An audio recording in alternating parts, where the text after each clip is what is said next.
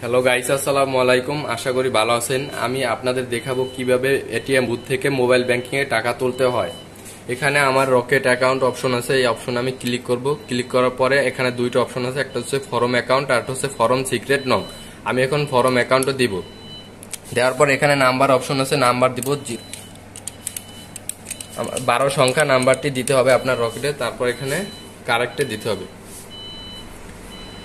কারেক্টটা দেওয়ার পর এখন পিন নাম্বার চাচ্ছে, এখন আমার পিন নাম্বারটি দিব। হ্যাঁ, পিন নাম্বার দেওয়ার পর এখন অপশন আসছে আপনি কত টাকা উঠাতে চান। এখন আমি 500 টাকা দিব। এখানে দেওয়ার পরে এখানে কারেক্টে দিতে হবে। দেওয়ার পরে অপেক্ষা করতে হবে। তারপর আমার ফোনে একটা মেসেজ আসবে। আমার কিন্তু অলরেডি কল আসছে। কলের পর আমি এখন আমার পিন নাম্বারটি দিয়ে দেব। পিন নাম্বারটি